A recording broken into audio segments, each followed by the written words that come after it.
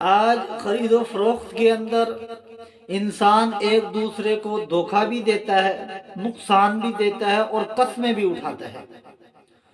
وہ یہ کہتے ہیں کہ یہ ہم نے 5,000 کی یہ چیز خریدی ہے، اللہ کی قسم آپ کو 4,000 کی دے دیں گے۔ دیکھیں، میں یہ ان سے سوال ہے کہ جو صبح سے لے کر شام تک ایک دکان پر بیٹھتا ہے، کرایہ بھی دیتا ہے، ٹائم بھی دیتا ہے، اس کے باوجود اس کو نقصان کرنے کی کیا ضرورت؟ اس سے تو بہتر ہے کہ وہ اپنے گھر میں سو جائے، آرام کرے، سکون کرے۔ پھر اللہ کی قسم اٹھا کر یہ کہتے ہیں کہ یہ چیز ہمیں اتنے کی آئی ہے، حالانکہ اتنے کی وہ چیز نہیں آئی ہوتی۔ ہر آدمی ایک دوسرے کو نقصان پہنچانے کی کوشش، نقصان پہنچانے کا کوئی ذریعہ بند نہیں کرتے، وہ کہتے ہیں کہ اس آدمی کو نقصان ہو۔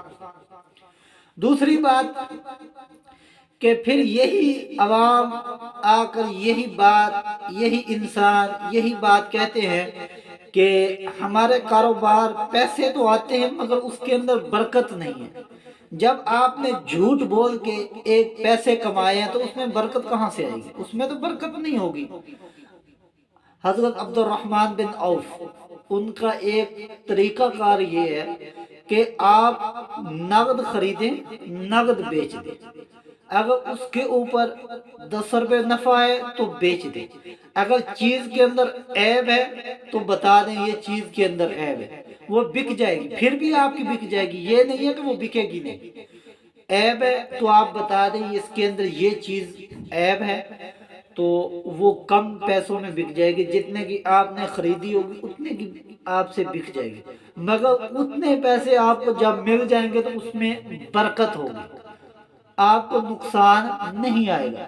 اگر آپ جھوٹ بات کر کے، جھوٹ بول کر یہ پیسے کماتے ہیں تو ان کا کوئی فائدہ نہیں ہے، وہ سراسر نقصان ہے۔ دنیا کے اندر کاروبار میں برکت نہیں ہے، کام کرنے میں برکت نہیں رہے گی، اور آخرت کے اندر تو آپ کو پتہ ہے لعنت اللہ علی الکاذبین، جھوٹے پر اللہ کی لعنت ہے، تو آخرت کے اندر آپ کا کیا ہوگا؟ اور ایک امام شافعی نے کیا فرمایا؟ امام شافعی نے فرمایا جو بندہ کسی کو دھوکہ دیتا ہے، دھوکے کے اندر اتنی پاور ہے، اتنی پاور ہے کہ وہ جس کو دھوکہ دیا ادھر سے ہوتا ہوا اس کے بھائیوں کے پاس ہوتا ہوا دوبارہ اسی کے پاس آ جاتا ہے۔ دھوکے کے اندر اتنی پاور ہے، ہم آج سوچتے نہیں ہیں۔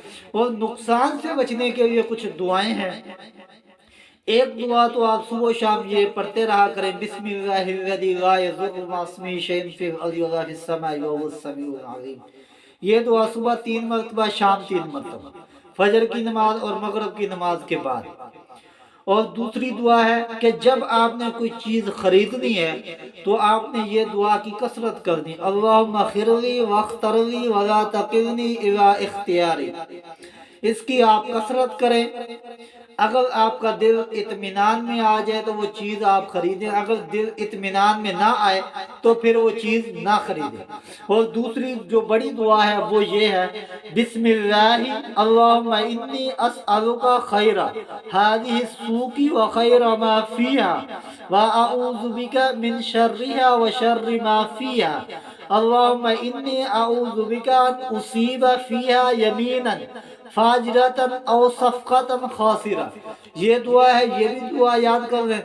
آپ کو جو نفع نقصان ہے، نفع نقصان کا مالک صرف اللہ ہے، اور جب اگر آپ نے کوئی چیز خریدنی ہے یہ دعا پڑھیں گے تو آپ کو جو فروخت کرنی ہے یا خریدنی ہے اس کے اندر نقصان نہیں آئے گا۔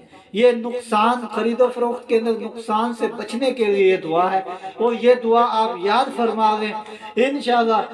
اور ہمیشہ ایک بات یاد رکھیں کہ اپنی زبان سے سچ بتائیں، اگر 10 روپے نفع آ رہا ہے تو پھر بھی سچ بتائیں، اگر 100 نفع آ رہا ہے پھر بھی آپ سچ بتائیں، انشاءاللہ پھر آپ کے کاروبار کے اندر برکت بھی ہوگی، روزی آئے گی بھی صحیح، اور آپ کو زندگی دنیا کے اندر بھی آپ کو سکون ملے گا اور آخرت کے اندر بھی آپ کو سکون ملے گا۔